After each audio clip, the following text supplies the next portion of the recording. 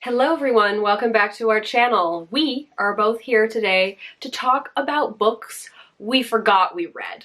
I feel like this is something that happens to every reader, and so I thought it would be fun to scroll through our Goodreads and see what books we had completely forgotten we'd picked up. We tried to keep it a little bit more recent, not like childhood books, but maybe in the last 10 years or so. And I'm sure somebody else on BookTube has done a video like this before. I didn't see a particular video. It was just a random idea that came into my head, but it's a random idea that would absolutely come into other people's heads. So if someone else has done this before, it's totally cool. Not trying to copy, just, thought it would be a fun idea. We each have 8 books that we're just gonna briefly talk a little bit about. So I will kick it off with the first book that I definitely forgot I had read. I've read Future Home of the Living God by Louise Erdrich. I listened to this as an audiobook, and I absolutely never remember the fact that I have actually listened or read a Louise Erdrich book before, especially because she's been so popular lately with The Sentence. And then I'm just like, oh yeah, I actually read one of her books. But it's just one of those ones that, like, I remember the plot of the book once I, see it on my Goodreads list, but I definitely forget that I've read something by her. It's not one of those names where if someone said, have you read anything by her? You'd be like, oh, I don't know. And then I'd be like, oh shit, I have. Okay. Yeah. And you? So in 2020, apparently I read a book called Aisha at Last by Uzma Jalaluddin, and looking at the cover, I am reminded that I did indeed read it, and it was the period in which I was really trying to find a good romance book for a book club. And so I read a bunch of different books, including a number of Pride and Prejudice retellings that January, and right before everything happened. And this is a Muslim retelling of Pride and Prejudice. And I remember it being interesting. Like, I liked seeing the adaptations that they made from, like, old-timey back in the days of the English folks to contemporary Islam, but it wasn't book club ready. It didn't have like enough depth to the characters. You wouldn't have had much to discuss. Right. It would have been like, okay, yep, here are the changes. We can talk about the differences in religions and cultures that we don't understand, but other than that, what are we doing here? So, and that's why you forgot you read it. Yep. My second book that I always forget about is Between the World and Me by Ta-Nehisi Coates. This is one of those books where it has been everywhere for a long time, and when it pops up, I'm always like, wait, did I actually read that? Or have I seen it so many times in the last number of years that I feel like I have? But no, I have actually read this book. I apparently read it back in 2016.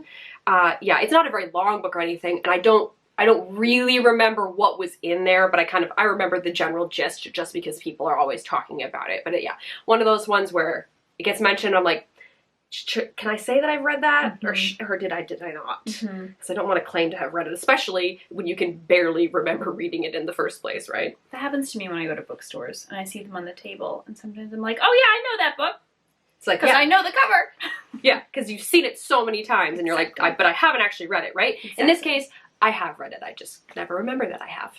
A+. The next book on my list was a book that I apparently read in 2018 called Leaders Eat Last by Simon Sinek, who you might know as a person sort of in like the leadership management type field, and he writes a lot about, why we do the things we do and how to be a good leader. And he's got a number of books, and I remember in the job I was at the time, I needed to pull a lot of leadership literature to research, and one of those books was this one. But he has a number of books that are all in the same vein, and they all kind of have similar covers, and he writes about the same type of people, and he talks about like military history and what really a good leader does, and I can never recall which of the ones that I've read. And I was reading something else and someone mentioned Leaders Eat Last, and this was just a couple days ago, and I said to myself, have I read that one? Turns out I have. And it was fine. Like, I much prefer his TED Talks. I think he's a better speaker than he is than he's a writer. But I remember it took me so long to get through, now that I think about it. Yeah, just kind of dull. Yeah, and because I read 3 of them, like 2 or 3 of them, in conjunction with other books about leadership theory, I was like, okay, I get it. Are we done? I also forgot I read this book, which is Overbooked, The Exploding Business of Travel and Tourism by Elizabeth Becker. This was 100% a library read that I apparently found. I read this in the summer of 2014, which would have been right after I graduated university, and one of the things that I studied a lot in university was travel and tourism, and so this makes sense that I probably saw this at the library and thought, oh, there might be some interesting things in here for me to read about. It was published the previous year, so it would have been quite up to date at the time. Can I tell you anything that was in this book? No. This was one of the ones where when I was scrolling, I was like, I have no recollection of ever having even held this book in my hands. I bet you know all the content, though. You know what I mean? Yeah, there's probably a lot of stuff that I would remember, and probably a lot of overlap because of the classes that I took, so it wouldn't maybe necessarily be telling me a lot of things that I didn't already know, but it is absolutely the kind of book that I would have read at the time, so it's not surprising that it's on the list. It's just like, whew, no recollection whatsoever. The next book on my list, the cover of it is red. This is one of the big things I remember. And frankly, I remember a comment that I got on YouTube when I read it. And that is We Are All Completely Beside Ourselves by Karen Joy Fowler. That person, that author, is I think one of those sort of like B-level prominent authors. And I remember the title of the book, so I feel like either you mentioned it to me a lot or I just remember seeing it around at the time. I read it during a time where I was working in a place where that title was resonant. Like, to say we are all completely beside ourselves all the time was accurate. And I was not expecting that content that's in the book, but looking back, I remember having made the review and somebody commenting that I just was spoiling the entire plot for them with the review, even though, let's be real, I wasn't, but okay. Other than that, I had completely, I think I blocked that book from my mind. Because it just like associated with all of the stuff that was happening at work and everything. Now that I think about it, it's kind of a traumatic book. Like, there's some intense stuff that happens in there, and there's clearly some mental health issues people are dealing with that are quite intense, and I think I have put that book out of my memory. That makes sense. But I saw it and I was like, that's right. I did own that at one point. And you unhauled it because you were like, I can't look at it on my shelf. So. Yeah. Next for me, I have a Terry Pratchett book. I didn't know I read a Terry Pratchett book, so at some point, this is the only one on my Goodreads list where I don't actually have a specific date that I logged it for, but I wanted to mention this because it's still just like, I still shake my head at myself because at some point I got a free audiobook of Making Money, which is the 36th book in the Discworld series by Terry Pratchett. As far as I understand with the Discworld books, you kind of have different series and they're, you can kind of jump around, but they are interconnected in some way because they all take place in this world. But you're telling me that I just picked up a book called Making Money, number 36, and just listened to it and I understood what was going on?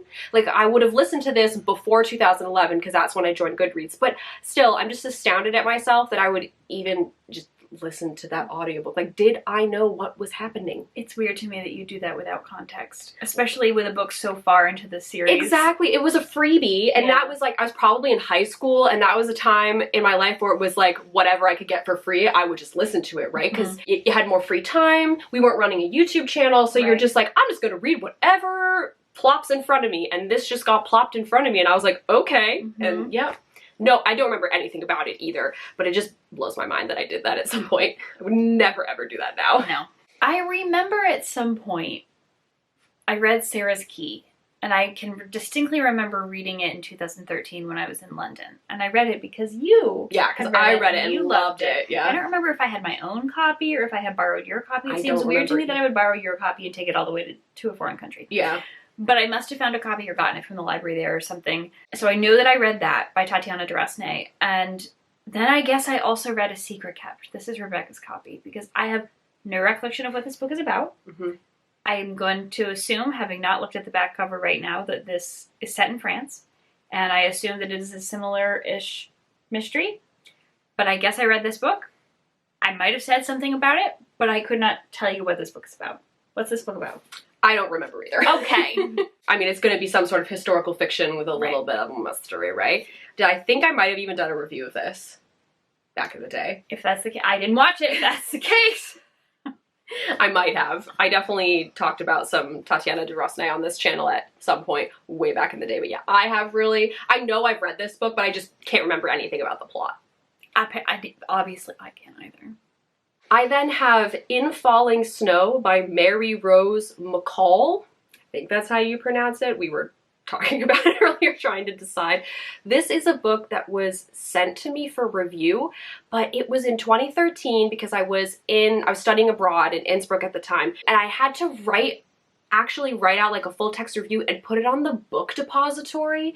I feel like that was a thing that was happening for a short amount of time. It seems like the time period it would have happened. Yeah, like they were really trying to push reviews on the book depository, probably to get more people to buy the books, and so this was sent to me, and it was very much an ARC copy of the book. Like I didn't have the nice cover or anything, it was just the text on it.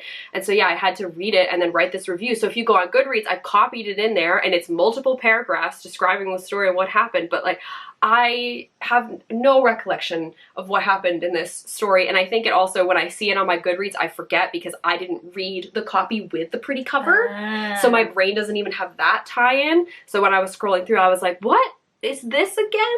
It has like Jodi Picoult vibes.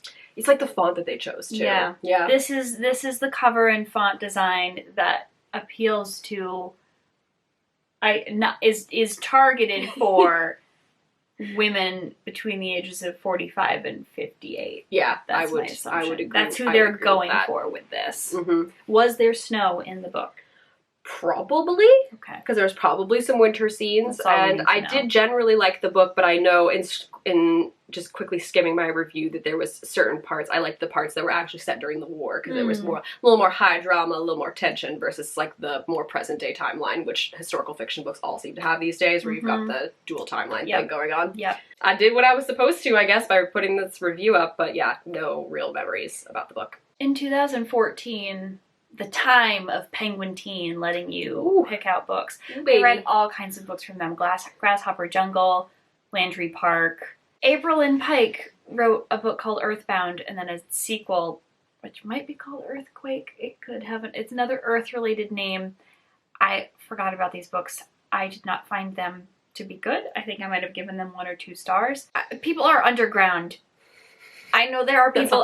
There are people underground in these books, and I might have reviewed them. I probably had to review them, but there's a woman's face on the cover, and this person, I think, has visions or like feelings that there's going to be something going on in the world, and it causes natural disasters. This is a loose recollection. That's all I've got. Read them in August of 2014. We'll have to find the covers to put them on here, so we'll see if you're right. This is what they look like. Perhaps. Hopefully this is what you're remembering they look like. Third to last for me is Talking as Fast as I Can, From Gilmore Girls to Gilmore Girls and Everything in Between by Lauren Graham.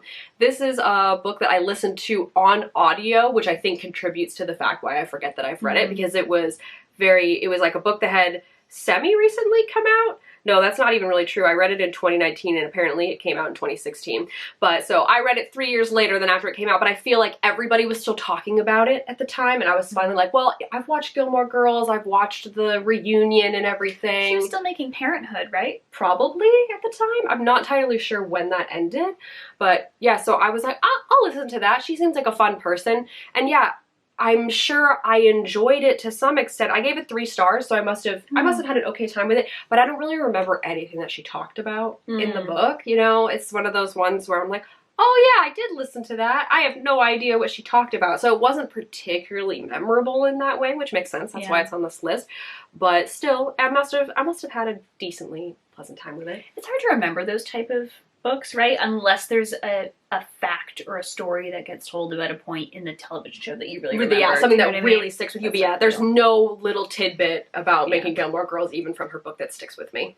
When I was in my second year at college, I took a class called Individual Freedom and Personal Responsibility, which was essentially a primer about all of the philosophers that led to the understanding of democratic thought. It was a prerequisite. That sounds like it'd be really dense. It was a prerequisite for my major. I read I did Rousseau and Locke and all the stuff, including a book called Georges, or or it might not be pronounced that way. Those of you who are familiar with Greek and Latin, you can jump in anytime, by Plato. Yep, that's all. Apparently that I have read that book. It's probably not exceptionally large. It's probably vaguely thin. Probably. It seems like one of those short type of things that she would have had us read one right after the other. And yeah, it went in and right out the other side. I didn't love that class. It was at a time in my life where I was being hit with a lot of different philosophers at the time, and I was like, no one's telling me what to choose. No one's telling me which one of these people is right, and I can see where we've pulled from all of them to create the society that we have, so I don't know who to believe. I don't know what's right and what's not right. And fortunately, in graduate school, it became a lot easier to determine what epistemological and ontological standings that I preferred. But at that time, I was like, I just need to pass the test. Clearly, I was not destined to be a philosophy major. Plato. We then have Shakespeare versus Lovecraft, a horror comedy mashup featuring Shakespeare's characters and Lovecraft's creatures by D.R. O'Brien. Ooh, that was a mouthful.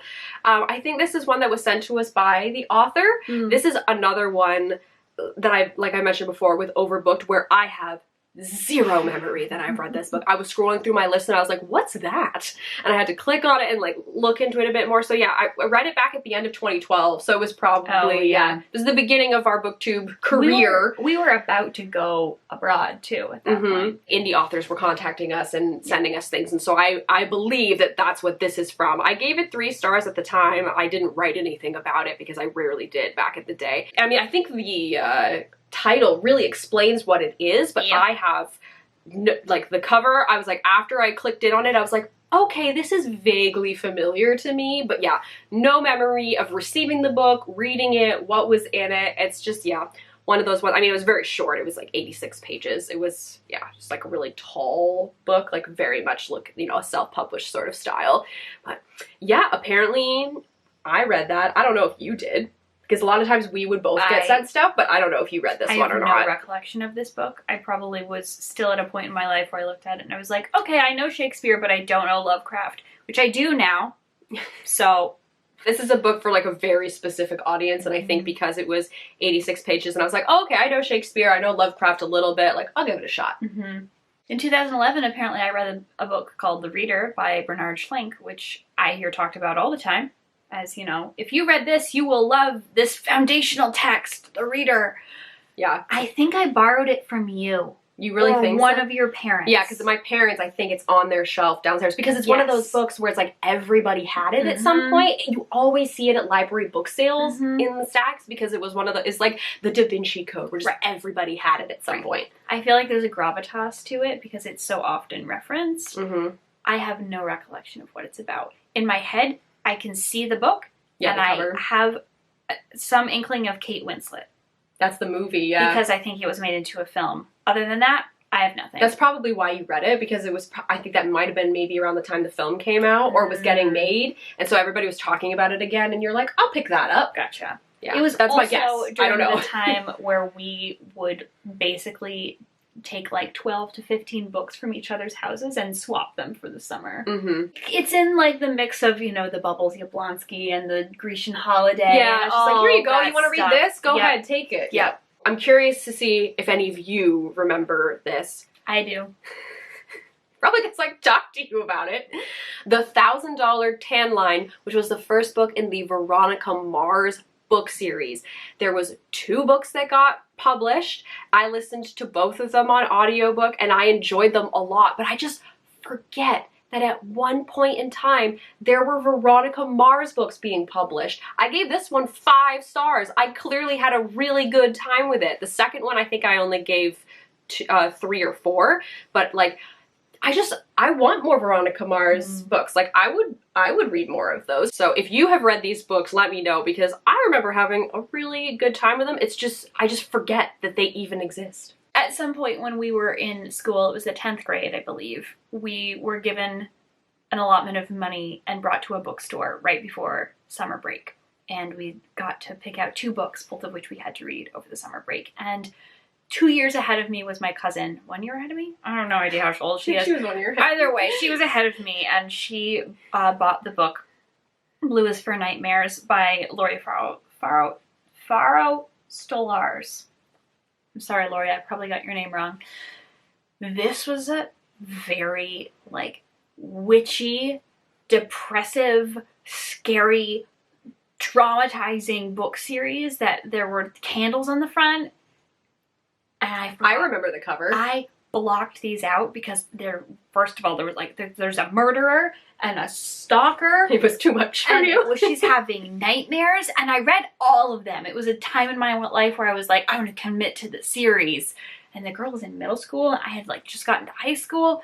Oh, they were intense. I'm sure if you were around that age in 2006 and 7, like middle-ish, high schoolish age, and you were a girl, you've probably read these. Yeah, because I definitely read the first one. I don't think I went on with this series, but it was one of those books where everybody was reading it. Mm-hmm. And so, yeah, you kind of felt like, not really peer pressure, but you're like, everybody else is reading it. Right. I want to see what's up with these. And I, too, am feeling misunderstood. Yes, and want someone moody, to connect with. And, like, I want to light candles in the dark and summon the spirits. Embrace my, like, witchy side. Yes.